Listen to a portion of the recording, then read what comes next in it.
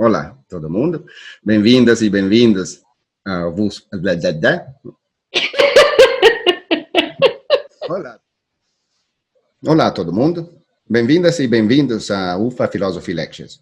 Eu sou Emiliano Boccacci e esta é a apresentação de um ciclo de aulas introdutórias de lógica oferecidas pela professora Gisele Secco, da Universidade Federal de Santa Maria. A professora Secco é uma especialista de filosofia das ciências formais e é uma das fundadoras da Rede Brasileira de Mulheres Filósofas. Vamos dar as boas-vindas a Gisele Secco. Olá, Gisele, como você está?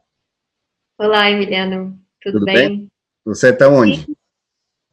Nesse momento estou em Paris, onde eu estou desde novembro para um ano de pesquisa de pós-doutorado.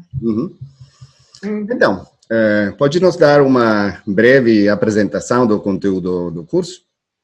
Claro, com certeza. Bom, em primeiro lugar, obrigada pela oportunidade de gravar essas aulas. Eu estou sem lecionar desde que eu saí do Brasil, então, no meio dessa circunstância excepcional que nós estamos vivendo, é muito importante para mim poder, de alguma maneira, colaborar com quem não está conseguindo frequentar as aulas de maneira normal.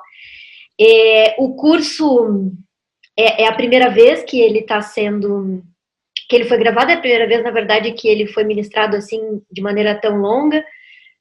Já houve uma experiência no ano passado, quando eu estive visitando alguns colegas na Universidade Nacional do Litoral, em Santa Fé, na Argentina, em que eu tinha dado uma tarde, né, era um mini curso que foi lecionado numa oficina, numa tarde lá para os alunos de graduação de licenciatura de filosofia lá em Santa Fé. E antes de começar a falar da estrutura do curso, eu acho que é importante deixar marcado o lugar de onde ele surge, né?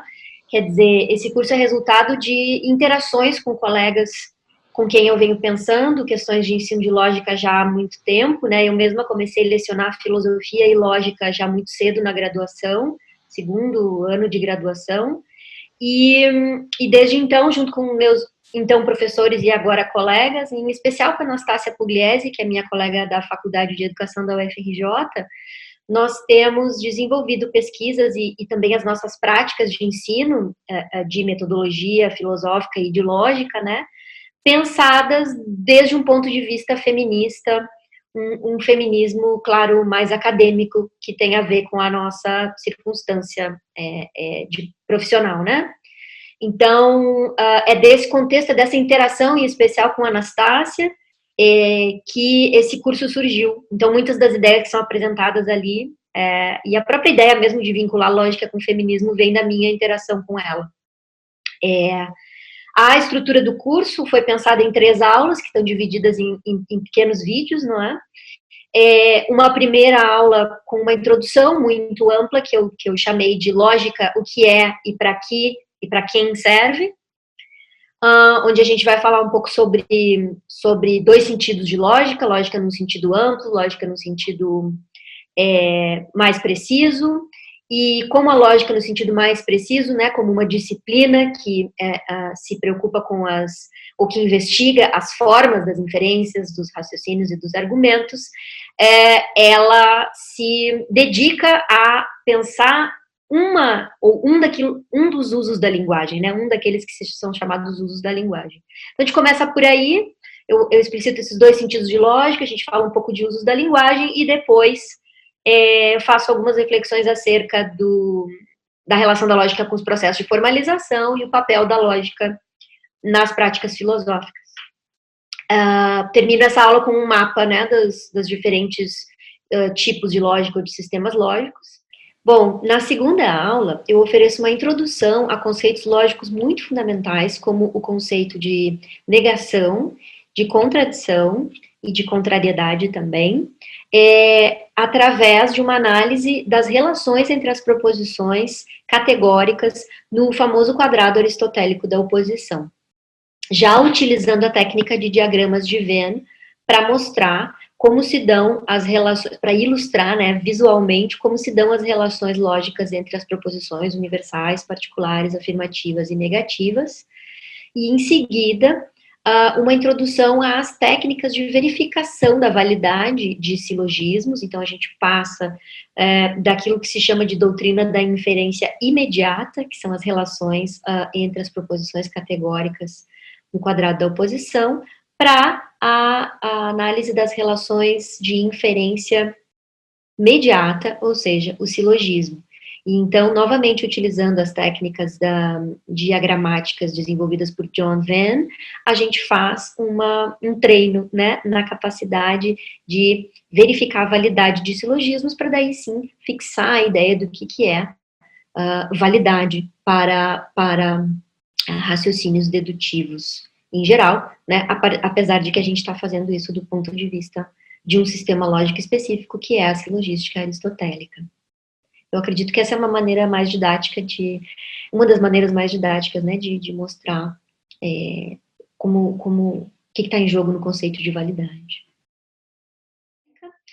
Por fim, então, na terceira aula, a gente vai ver qual é a conexão entre lógica e feminismo, tal como pensada nesse meu diálogo com a Anastácia, e a partir de uma obra de uma feminista chamada Andrea Ney, que publicou nos anos 90 um livro, Words of Power, né? Palavras de Poder, uma leitura feminista da história da lógica. Um livro no qual a Andrea Ney sustenta que a lógica e o feminismo são incompatíveis entre si, o que gera a consequência de que feministas genuínas não poderiam utilizar e tampouco ensinar a lógica. Então, a partir, né, de uma reconstrução muito rápida que eu ofereço dos raciocínios da Andrea Ney, das teses da Ney nesse livro,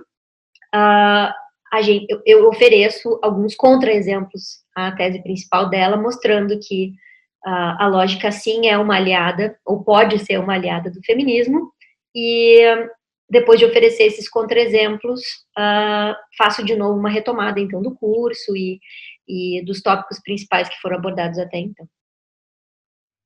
Muito obrigado, Gisele. Você é uma das fundadoras da Rede Brasileira de Mulheres Filósofas, cuja página vai ser colocada na descrição desse vídeo. Pode nos explicar de que se trata? Bom, a Rede Brasileira de Mulheres Filósofas é uma iniciativa que vem sendo gestada já há algum tempo, né, e que veio à luz no final do ano passado, sob os auspícios da nossa colega Carolina Araújo, da UFRJ, que foi quem, de fato, criou o site, né.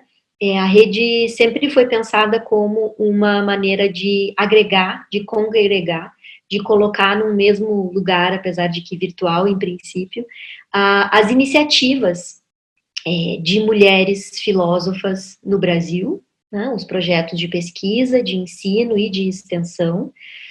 E surpreendentemente, ou talvez não tão surpreendentemente, né, dependendo de por onde você olhe, o número de projetos é imenso. Se não me engano, já estamos com cerca de 50 projetos, né, como eu disse, de ensino, de pesquisa e de extensão, sendo veiculados através da rede, de diversos lugares do país, né, e movimentando, assim, a cena filosófica nacional no que diz respeito à discussão e à inclusão, a discussão sobre a falta de representatividade de mulheres na filosofia no cenário nacional, que é um problema que se encaixa no cenário mundial também, né, na filosofia, assim como as matemáticas e a lógica, estritamente.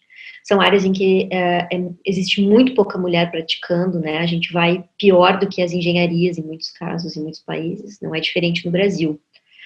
Então, quer dizer, num contexto mundial em que existe pouca mulher praticando filosofia, o Brasil se insere com as suas particularidades históricas e sociais, e pelo menos desde 2016, eu diria, né, eu costumo falar que 2016 é o ano do levante feminista na filosofia nacional, a gente vem vendo, né, a partir da pesquisa que a Carolina Araújo publicou sobre o número das mulheres nos programas de pós-graduação de filosofia no Brasil, da criação do GT, Filosofia e Gênero, do grupo de trabalho da ANPOF, não é? Da Associação Nacional de Pós-Graduação em Filosofia, No ano seguinte, a gente criou lá em Porto Alegre a primeira edição do Vozes, né, Mulheres na Filosofia, que depois virou um livro.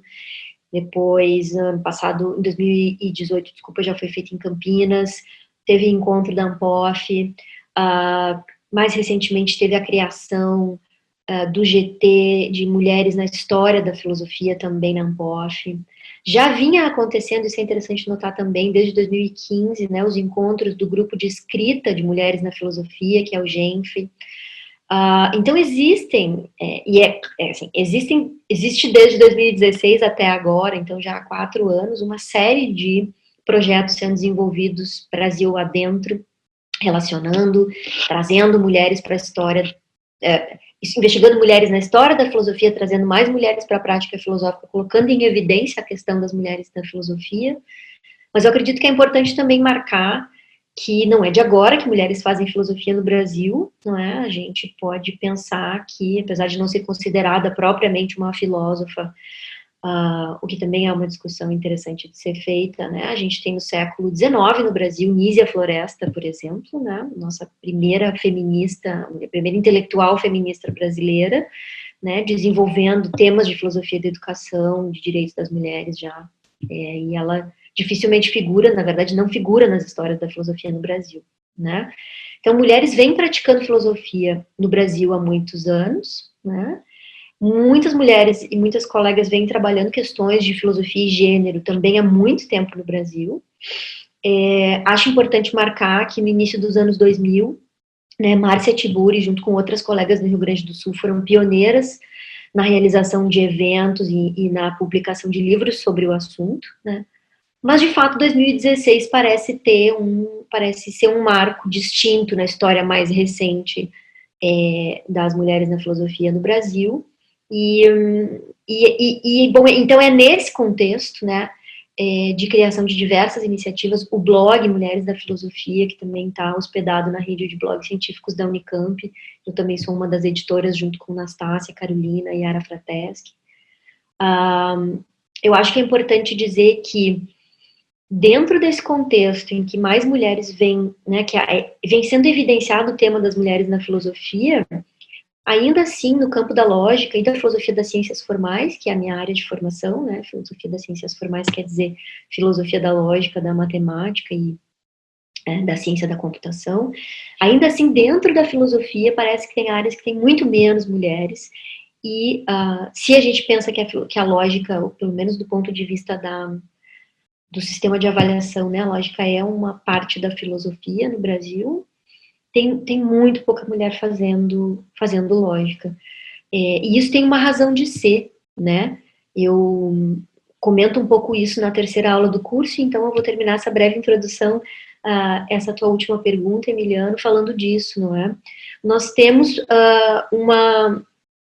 o que eu chamo de uma espécie assim, de círculo vicioso de expectativas antimatemáticas em torno, dentro da filosofia. O que eu quero dizer com isso, né? É que hoje mesmo vi uma notícia sobre os conteúdos os conteúdos de filosofia que são cobrados no Enem. E lógica corresponde a 0,71% de todos os conteúdos, contra uma porcentagem imensa de conteúdos relacionados a mitos e filosofia antiga. Então, isso eu acho que vem agregar essa minha ideia de que tem um ciclo de expectativas antilógicas ou antimatemáticas dentro do ensino de filosofia no Brasil. Nós não ensinamos lógica no ensino médio. Nastácia e eu fizemos uma pesquisa há um tempo atrás sobre os livros didáticos de filosofia que são distribuídos pelo Plano Nacional do Livro Didático. E os capítulos de lógica, quando existem, invariavelmente não conversam com os outros capítulos, de modo que a lógica no ensino médio, quando é ensinada de uma maneira deslocada, desligada da prática filosófica. As pessoas, quando entram na graduação em filosofia, entram sem a expectativa de fazer contas ou ter que fazer manipulação regrada de símbolos e coisas do tipo, não querem saber de matemática. Passam pelos cursos de lógica com um certo grau de sofrimento, quando passam, né? E isso, por sua vez, faz com que, quando alguém que é formado em filosofia vá dar aula no ensino médio, não ensine lógica de novo, e a gente aí tem, né, dá para ver a ideia do ciclo, assim. Então, acredito que esse curso e as pesquisas, as conversas que eu tenho feito com Nastácia e com outras colegas também, Tamires da Almagro tem sido uma parceira ultimamente também nessas conversas, é preciso que a gente, ou pelo menos, é preciso que se oportunize as mulheres que praticam lógica, que praticam filosofia, desculpa, o aprendizado da lógica, né, para que elas sintam que elas possam aprender lógica e possam usar a lógica nas suas práticas filosóficas e quem sabe mesmo até se especializar em temas mais conectados à lógica, porque ela é para todo mundo e é também, portanto, para as meninas e para as mulheres que podem sim fazer, mas precisam acreditar que podem, e nesse sentido a didática é de extrema importância. Então, acho que esse é o recado principal, assim, que eu gostaria de dar com esse curso, e ao mesmo tempo, voltando para o tema da pergunta, né, convidar a todas para que visitem o site da Rede Brasileira de Mulheres Filósofas, para conhecer os projetos que estão por lá. Em breve, o nosso projeto sobre mulheres em ensino de lógica também vai estar registrado lá, e eu espero que todos tenham a possibilidade de saber mais junto com a gente sobre esse tópico. Então, muito obrigada mais uma vez, Emiliano, pela chance de gravar esse curso, e vamos esperar que as reações sejam positivas, assim como foi muito positivo para mim também gravar. Obrigada.